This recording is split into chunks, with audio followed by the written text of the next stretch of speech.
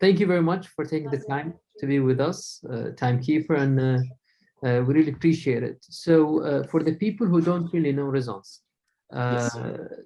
what makes your brand stand out? Or give us a quick introduction to the brand. Well, first of all, Résans is from 2010. So we are 11 years old now. So we're a young brand. What really stands out from a watchmaking perspective is the fact that the basis of the brand are not a watchmaker, but the basis or the origin of the brand is industrial design. Mm-hmm. So what is industrial design? Basically, it's product design, but seen from a production point of view. So from the industry. So it's a kind of, it's creating products, but as an investment. That's a little bit my background. And so I have been working as a consultant for about 12 years until, well, I decided to try my dream basically and create my own watch brand called Résans. So in a sense, what is then the difference in a concrete way and very simply explained is that as most brands are created by watchmakers, they start with the movement, the core of the watch, of course. That's the heart, that's the center.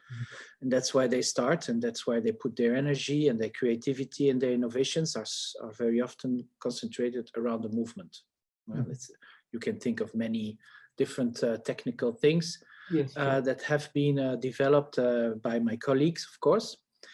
And then they will put a dial and hands and case and straps, and so in the end you end up with a watch. But the core is the movement. Whereas for us at Résans, we look at the watch from another perspective because we are not watchmakers. So we look at a watch from the perspective of the user, the one that wears the watch. So the person that has the watch on the wrist. And so we define who's that person, what does he need, which experience do we want to generate with the watch. And once we have defined that experience, we will then define the systems, the mechanics, the animations that are needed for that. And in the end, the last thing we do is, okay, then we need a movement to drive this mechanics that will generate the experience for that user. So our approach is completely the opposite way. So you're starting with the dial, let's say. You're starting with the dial, the way. We start with the person like you. Mm-hmm. What do you want? What would you like? What experience can we offer you? And then build into the watch, and we end with the movement because the movement needs to drive it all. So for us, the movement is more kind of motor, mechanical motor, because there are good reasons for that we do that. But so the approach is nearly the opposite, 180 degrees. And this takes us to I think that the second question that I have, the main concept, you have a rotating dial. And I think maybe you're one of the companies, let's say like 10 years ago, to build the watch that moves with time. So throughout the day, every hour, there's a new, let's say, position of the subdials, positions of the hand. So where did this idea come from? Let's say this design of functionality. Well, it's a long explanation, but I'll try to keep it short. The reason why we have this type of animation. So first of all, how does it work? Basically, we don't have hands on our watches, we have discs. Yes. And all these discs are in the same surface. So, but to give the time, they need to move. And they are not all at the same center. So they have axle points that are situated around a main disc. So when it turns around, of course, if you don't make it turn around each other, well, you get collisions. So all these discs turn around each other a bit like planets do, but in one layer.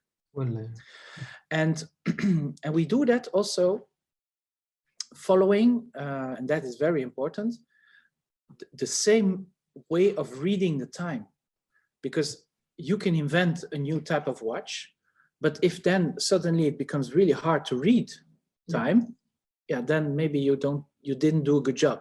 So, because reading time with hands, once you've learned it, and you need to learn it, it's not intuitive at all, but once you know, it's very effective.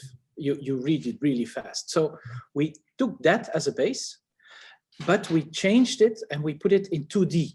Instead of layers with hands on top of each other, we put everything in one layer. And the reason why we do that is because, and you as a journalist, you should know that, when you read an information that is two-dimensional, you can read it a lot faster than a three-dimensional information. So if you have depth, it suddenly becomes a lot more complicated. It comes from the fact we have two eyes and that our brain needs to transform the stereo image into mono to understand, well, okay, this is a whole process. So we took that logic of reading time like on a piece of paper, but then on a watch. So that is, let's say, the basis of the dial we have. And as a company, even in the 10 years, you have so many innovations, or the way of, you're still following the same way of displaying time. But again, if we go deep a bit and try to explain it in a simple way, because I think I know how it works, but maybe not everyone. So we do have the main movement, and then we have magnets that's connected the disc that you were spoken of, right? That drives the disc around, right? Well, the magnets is only in one or two models we have. So normally, the watches we have are built in let's say, 2 layers. We have the movement, so the mechanical movement on the bottom of the watch, and this movement is fixed in the back case of the watch, and we have a rotating back case on our watches, so there's no crown. You've probably seen that our watches don't have a crown. It's because the movement is attached to the back case, and the back case can rotate. So when you set the time, basically you turn the whole movement. True. Yeah. And then on top of that movement, you have the dial, so the system that drives all the discs. And the connection between those two is the minute shaft. So it's the minutes that comes from the movement on which we attached the main disc that rotates, and by rotating, all the others will be calculated because there's a gear system inside the dial. And so we go from about 100 components in the dial part to 300 components. Depends on the models that we have and depends on the functions, the complications, etc., etc. So, but everything is always the same. It's always based on the minutes that from the movement that drive the whole system on top. And so when you refer to the magnets, is the oil thing, that's for the watches with oil. But it's the same system. We send minutes into the oil side, but we can't do it with a shaft because then there's a leak. So to avoid the leak, we have a magnetic transmission between the dry side and the air side of the watch. And so these magnets, they follow each other, and there is a case in between of them. Definitely. And I think I know people who own the watch, and we're going to talk a little bit about the current collection, what you like about them. One of your latest things that you did is the e-crown. Correct. I had few people saying that sometimes it's difficult to wind the watch and then set it up because there's two sides, and you go. I tried it a couple of times from friends and such. So quickly, also, can you explain what is e-crown? Yeah, sure. Especially when you talk about Swiss watchmaking, they're very traditional, and they really like to remove anything electronically in it, just keep it pure mechanical. Well, on your first part of the question, I would say, if you're used to drive your car on the left side, and I put you in a car with a steering wheel on the right side, suddenly it feels hard to drive, but it's not more difficult. It's just different. And that's because, again, we approach watchmaking in a very different way. There has never been a questioning about the crown. in watchmaking. You know, the crown is from 1842. I don't know how much is it in your year counting, but it's really long. Exactly. So we do use the Georgian. It's really long. Yeah. So nobody asked, but because it's a very, very bad invention. If you look at it from a functional point of view, a crown is or too small, and then it's not easy to set or do something with it. It's too square. Some ladies complain they break their nails on it, but then you make it bigger, and then it's very uncomfortable. Yeah. So it's a bad invention. It's just it's not a good concept. And then you have left, right. Okay, there are many things. So we thought first on the other watches that don't have the e-crown technology, they have the movement, the crown system. Well, okay, the setting is on the back case. Okay, so yes, you have to take off the watch to set the watch. But then on the e-crown is a technology that we developed for a few years now. It has been a very, very big development, certainly on the scale of the company we are, but we really strongly believe in it. And let me first explain you what e-crown is. Please. Basically, e-crown is today, we equip a watch called Type 2 with this technology, and it's a digital technology. So e-crown is an electronic crown inside a mechanical watch. Apologies. So if you have a function of a normal crown is winding and setting the watch. Well, e-crown does the same, but it does it for you. You don't need to do this anymore once e-crown is installed in your Type 2. So what does that mean in a concrete way? e-crown knows the time. The digital clock inside your mechanical watch knows the perfect time. It knows UTC time. So, and it will measure the position of the mechanical hands in the watch, the position of those hands, what they are indicating, and compare this to the digital time. Of course, the digital time is always correct, but your mechanical watch could be not correct. So when it compares this, it will set automatically the hands to the right position. Okay. That ensures you that your mechanical watch is always running right, always running correct. So the setting is done automatically. Okay. The e-crown also has 2 time zones. So you can put one city for one time zone and another city for the other time zone. And if you travel, you can switch from one to the other just by tapping the watch, and it will go to the other position, and it will set itself automatically to that other time zone.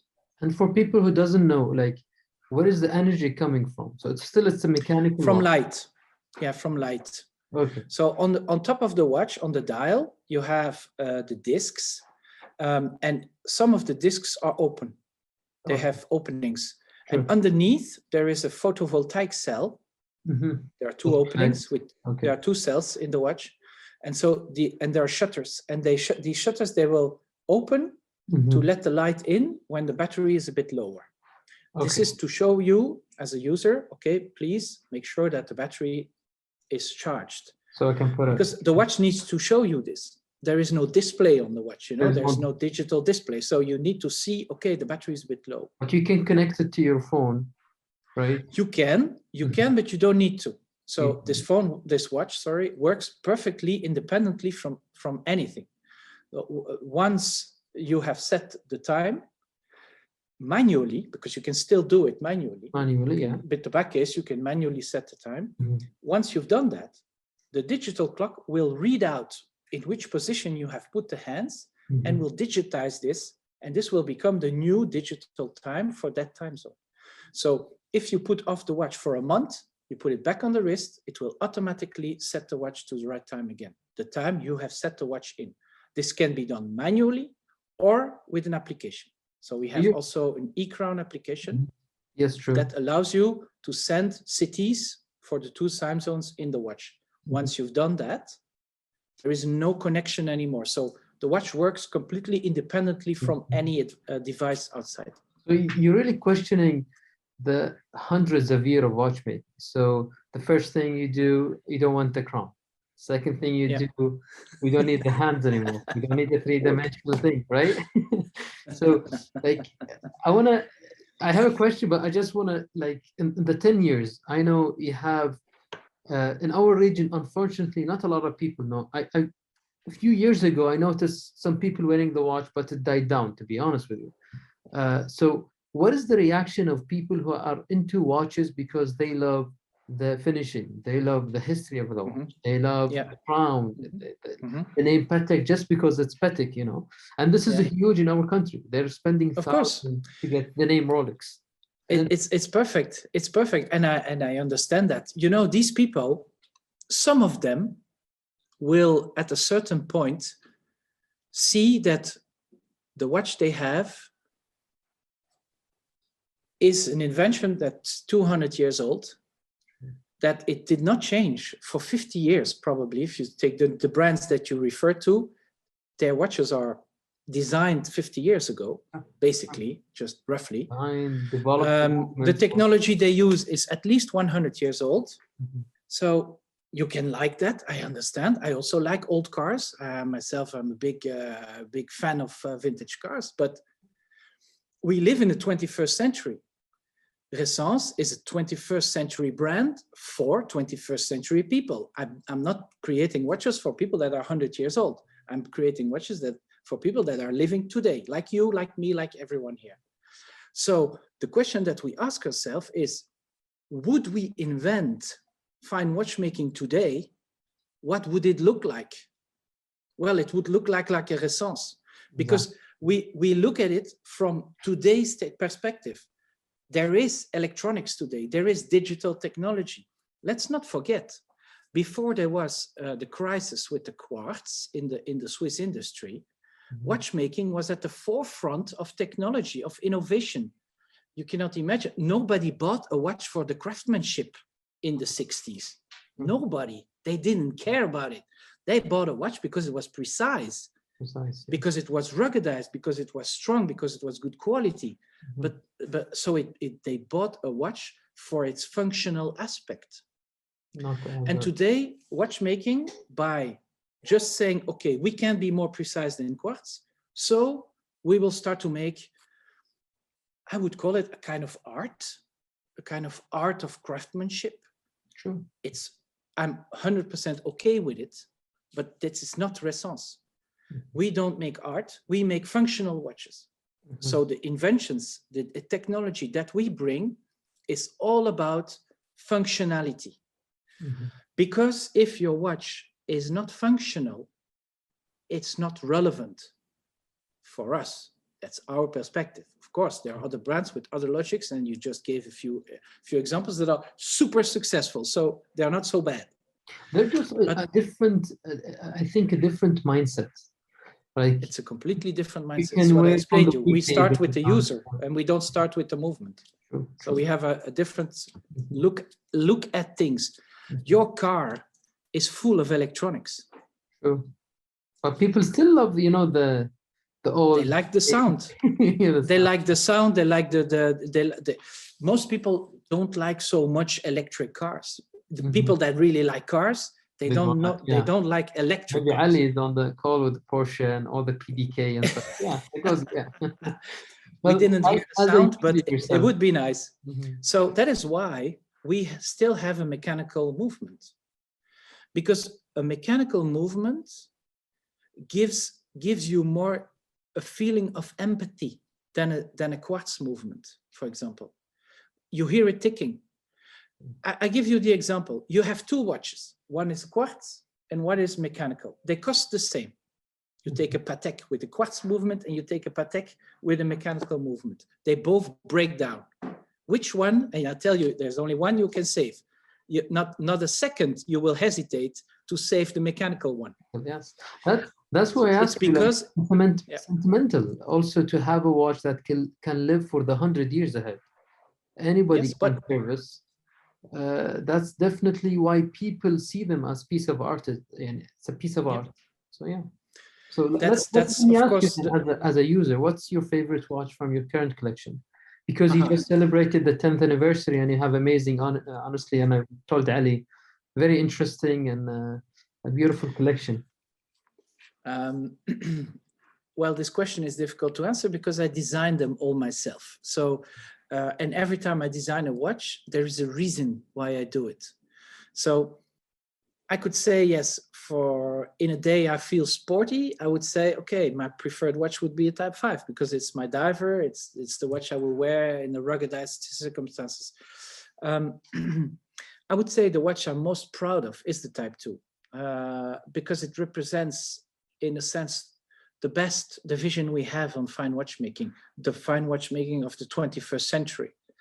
So by combining technologies, you very often end up with something better that is adding functionality and making your product more relevant than something beautiful on the wrist. I agree, beauty is also a function, but when it comes to a watch, I think it's the most important aspect of a watch is still to give you the time, seen from our perspective again.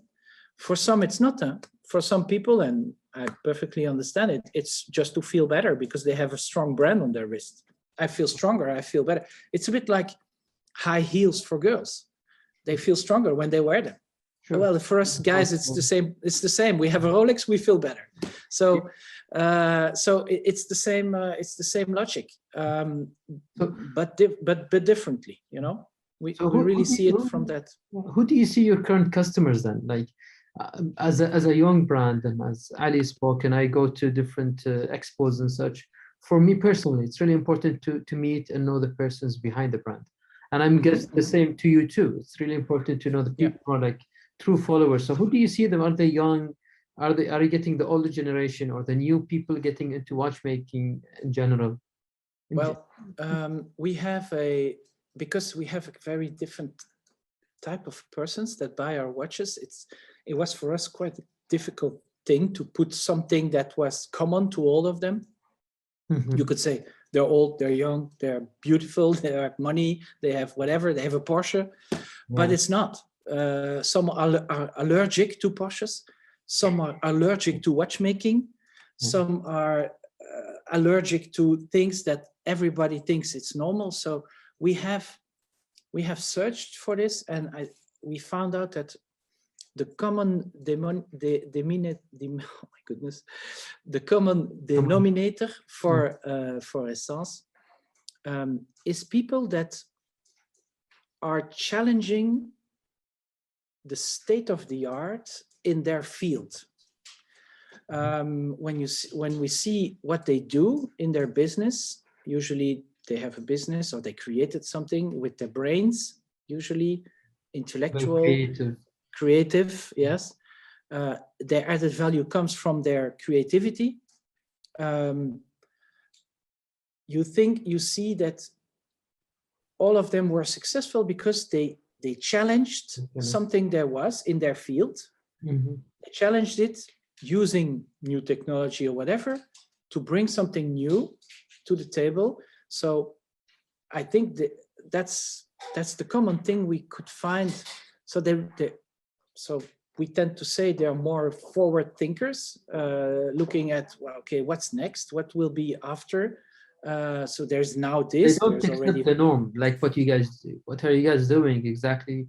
You're not accepting what is 100 years of watchmaking. So, okay, we need to change the crown. If it's good, you can accept it. But technology today is not the 100 years ago and not the 200 years ago. So why not doing something with it? Mm-hmm. That is for me the frustrating thing about sometimes with watchmaking. Why would we do the same thing all over again? I know why, Ali. I'm not going to tell you because it's frustrating for all the people that view this video. Yeah. But there is a good reason why brands don't do it. Because they could pay the best designers in the world, but they don't. I know. So they could hire the best thinkers in the world, but they don't. Mm-hmm. They have so much money. You see how the publicity they do. it's a fortune. They can pay the best brains in the world. They don't. I know. So they have decided not to do it. That's again a lot of it's a different perspective. That's why you have different people, and this is what I love about watches. And honestly, for me personally, when I meet a guy who wears, I don't want to name names, let's say, who wears a certain brand, that's in the same building you see 6 people wearing, it's not interesting to me. What else do you want to tell me about the watch? It's the same movement, it's the same idea. Well, because we are social creatures. It's a very important aspect of humankind, is that we are social creatures and that we want to belong to a certain group. Oh, and there is not much we can do as guys than have a watch that will fit the other guys and say, okay, yeah, I'm a bit like you, you know, we have the same brand, we like the same things. One of the things that that's another question that you don't have, but I notice, or I'm happy that in the last 2 years we see a rise of independent companies. People started to appreciate the craziness of Max Buzer, the innovative of Moser, FP Jones doing even traditionally things, but again, in a different way. That's both benefit to you. And do you feel that people are starting to look into different things away from the traditional watches or not? The past year. Fortunately they are. That's what I was also starting to explain in the beginning, is that these people that you talk about now, their first watch was probably an Omega, probably a Casio if they were younger. Mm-hmm. They've probably had a Patek or a Rolex, or maybe a Richemont brand. Okay. But then at a certain point in their evolution, it's something that you don't, you know, independent brands is not your first watch usually. So you have to go through a kind of mature process in appreciating things. You know, your first car is never a niche brand. It's gonna be a major brand, and then you go on and on and on. Some people stop at a certain point. They stop with the Rolex. It's fine for them and fine for me. But at a certain, some of them will continue and dig into watchmaking more and more, and come, yeah, to the idea. Okay, there is more than a brand. There is also a watch. There is really a product, because what is common between all these independent brands is that we call them independent brands, but they are independent thinkers, and they, at the base, they think differently. And what they do, they don't sell you a brand. I'm sorry, there is something. They don't sell you a brand, they sell you a product. So this is a completely different reason why you buy it. It's because you buy a product, you don't buy a brand.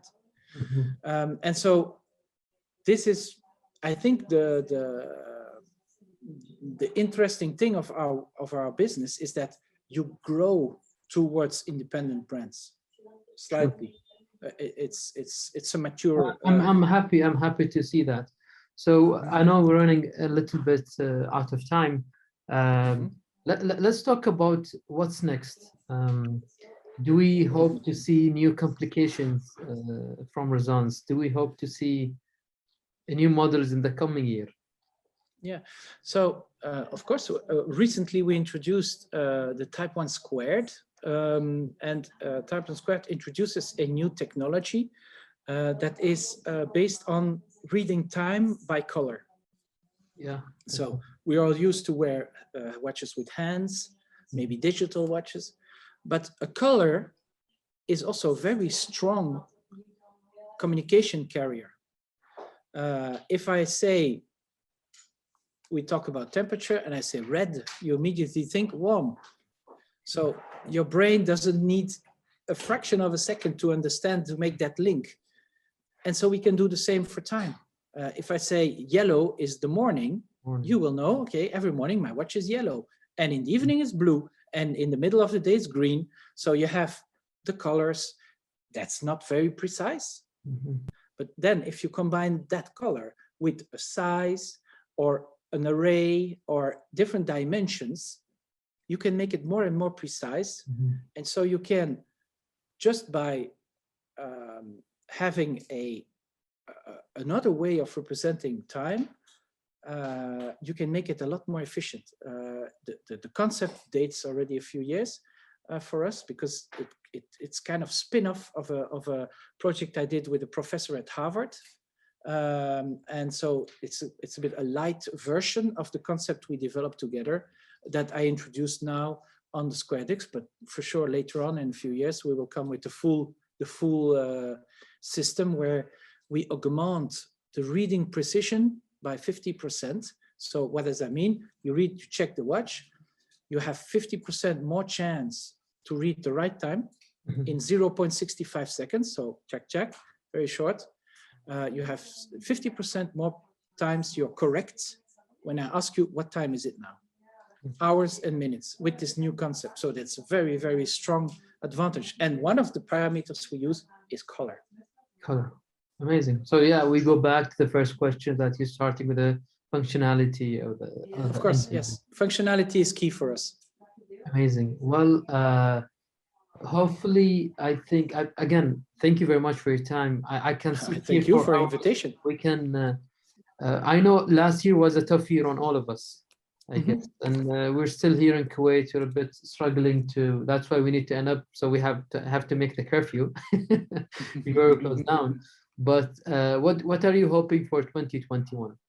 Well, 2020 for us, fortunately, was not too bad. We did a comparable turnover as 2019, so that's a few great. Thousand euros difference. So really not too bad. I'm very happy. And you celebrated the anniversary. Yeah, it was for our anniversary, yes. But 21, yeah. I don't know.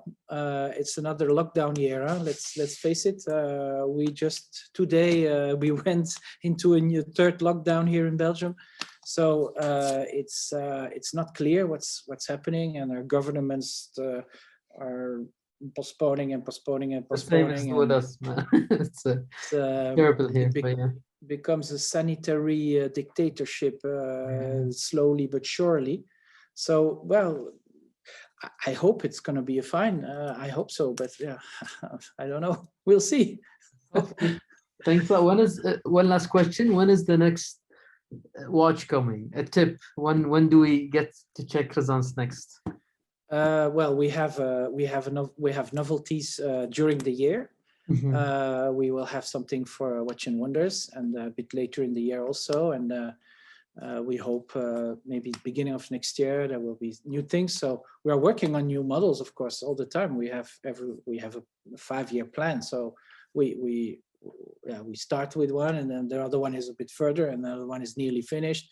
You know, it's something that moves on all the time. No? So yeah, you'll see. Watch and Wonders next novelty coming out.